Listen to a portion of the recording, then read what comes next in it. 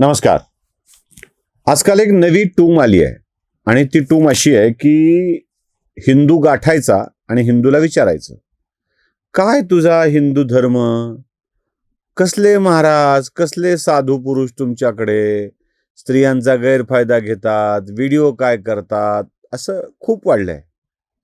माझ्याही काही मुस्लिम बौद्ध मित्रांनी मला विचारलं की काय तुमच्या धर्मामध्ये असं कुठं असतं का? आणि मग मला यावर बोलावं लागू लागलं. मुळात या सगळ्या गोष्टी धर्मात सांगितलेल्या असतात का, हा प्रश्न आहे. जाऊ दे, मला तत्वज्ञान नाही सांगायचंय, जे विचारलंय त्याचं उत्तर द्यायचंय. हिंदू मधल्या एखाद दुसऱ्या धार्मिक महाराजाने असं काही कांड केलं झालं की त्याची बोंब इतकी मारायची की ते भयंकर घडलंय वाटावं.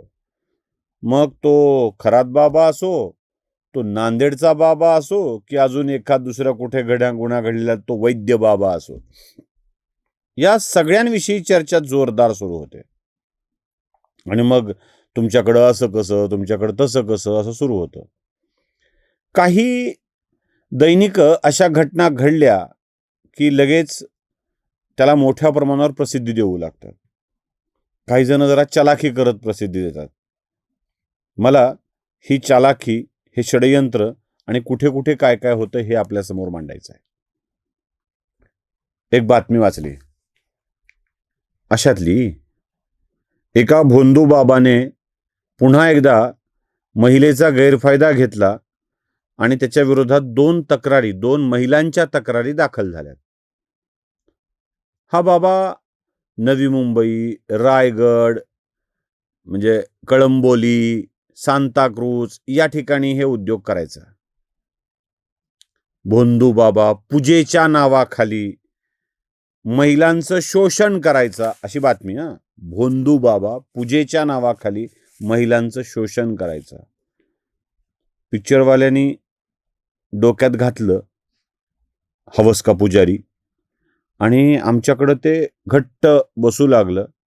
एखाद दुसरी घटना घडली की भोंदू बाबा पूजेच्या निमित्ताने उद्योग, हे असलं दाखवणं जाऊ लागलं.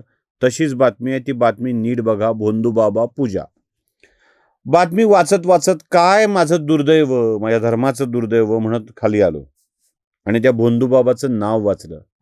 नाव होतं अब्दुल रशीद उर्फ बाबाजान. हा अब्दुल रशीद उर्फ बाबाजान पूजा नव्हे, इबादत करण्याच्या नावाखाली, महिलांच्याकडून काला जादू करण्याच्या नावाखाली महिलांना बोलवून घ्यायचा आणि त्यांचं शोषण करायचं. झालं असं की कळंबोलीमधल्या, मुंबईच्या जवळ एका रो हाऊसमध्ये हा प्रकार तो करायचा. तो पुढे उघड झाला आणि कळंबोलीतल्या कॉलनीतल्या लोकांनी त्याच्या पार्श्वभागावर लाथ मारून, म्हणजे ढुंगणावर लाथ मारून हाकलून लावला. मग यानं आपली ठिकाणं बदलली. कधी सांताक्रूज, कधी खालापूर, कधी कळंबोली, असा फिरत फिरत फिरत हे उद्योग करू लागला. असं म्हणतात की यानं अनेक महिलांचं शोषण केलंय. 2 तक्रारी आहेत. शोषण करताना विवस्त्र होऊन पूजेला बसणे, त्याचं शूटिंग करणे, ते व्हिडिओ दाखवण्याच्या नावाखाली पुन्हा बरेच पैसे काढणे, असं या अब्दुल रशीद उर्फ बाबा जान यानं केलंय. आता बाबा कधी जान होतो मला कळलं नाही. अब्बूजान, चाचा जान, बाबू जान, अरे वारे जान, सबको जान लगती यहाँ पे. हा जान होऊन जातो आणि हा बाबा जान, त्याची ओळख करून देताना भोंदू, साधू, पूजा अशी बातमीत ओळख करून दिली जाते. खरंय हो, एखाद्याला बदनाम करायचं ठरलं की सगळ्या प्रतीकांचा वापर करायचा. बाबा जान झालाय, जानू झालाय, हे कधी कोणाला कळत नाही.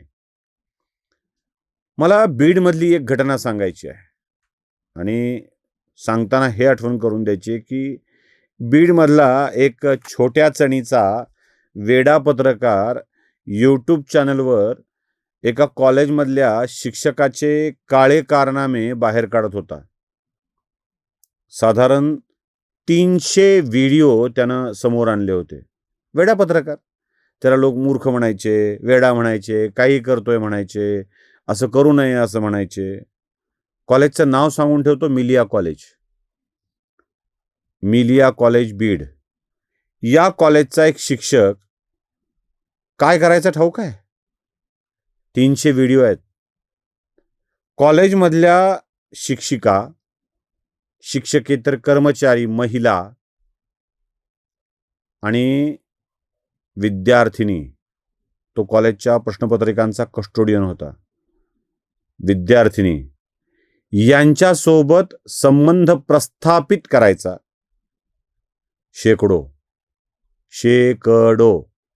सर्वच्या सर्व एकाच धर्माच्या शांतिप्रिय समाजाच्या या 300 महिलांचे त्याने व्हिडिओ केले आणि ते एका पॉर्न साईटला विकले. एका पॉर्न साईटला विकले. करणारा शांतिप्रिय, ज्यांच्यावरती प्रयोग केले ते शांतिप्रिय. कितीतरी व्हिडिओ सांगता येतील मिलिया कॉलेजच्या या प्राध्यापकाचे, शिक्षकाचे. कितीतरी. काय आहे, जेव्हा हे बाहेर काढायचं असतं तेव्हा अबोध, निष्पाप जीवांना कशाला त्रास असा मुद्दा मांडायचा. आणि मी अजूनही व्हिडिओ दाखवत नाही आहे आणि दाखवणार नाही आहे, कारण मी बाई हिंदू असो की मुसलमान, शीख असो की ईसाई, की असो बौद्ध, की असो ख्रिश्चन, की अजून कोणत्या जातीची, तिच्या इज्जतीचे वाभाडे काढू नयेत या मताचे आहोत. आणि तिच्या चारित्र्याचं रक्षण करण्याची जबाबदारी पुरुष म्हणून आपलीच आहे. त्यामुळं मी अमुक धर्माच्या आहेत, अमुक जातीच्या आहेत म्हणून ते व्हिडिओ दाखवणार नाही, अजिबात दाखवणार नाही. तुमच्यासारखा नालायक, निर्लज्ज आणि एखाद्याच्या लुटल्या घेण्याचा फायदा घेण्या इतका हरामखोर मी झालेलो नाहीये, हे लक्षात ठेवा. तो व्हिडिओ दाखवत नाही, पण आठवण करून देतोय. बीडच्या मिलिया कॉलेजचा एक शिक्षक, गुरुजी शब्द तेच वापरले पाहिजेत ना, तालीम देनेवाला, किती हरामखोर होता. त्याच्यावर कारवाई झाली, तो फरार झाला, अटक झाली, जामिनावर सुटला. पण आपल्याच आजूबाजूच्या महिलांचे तसले व्हिडिओ काढून पॉर्न साईटला विकून त्यांनी कोट्यावधीची माया कमावली. हे कसे विसरता येईल? खालापूरचा, सांताक्रूजचा, कळंबोलीचा हा भोंदू बाबा अब्दुल रशीद उर्फ बाबाजान आहे. हे कसं विसरता येईल? गुरुजी जान हो जाते हैं, बाबा जान हो जाते हैं, आणि हे सगळे जान निघेपर्यंत लुटत राहतात. त्याची चर्चा केली जात नाही.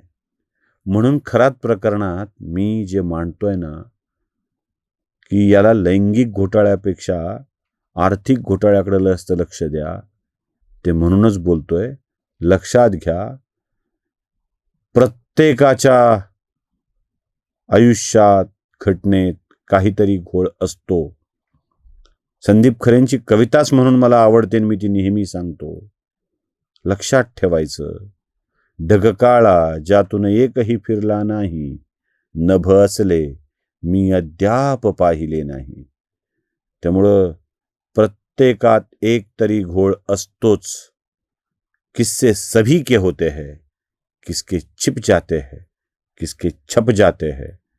बीडचा रुईकर नावाचा पत्रकार मूर्खात निघाला, वेड्यात काढल्या गेलं, त्याला वाईट म्हटलं गेलं, पण तो या सगळ्या प्रकरणाला उघड करत होता. त्यावेळेला त्याला वेड्यात काढलं. आणि आता हे जे तथाकथित तद्दन फालतू पत्रकार व्हिडिओ व्हायरल करतायत, त्याचं काय? या गुरुजी जान, बाबा जानला आपणच उघड केलं पाहिजे. नमस्कार. जागृतीचा विधायक बुरुज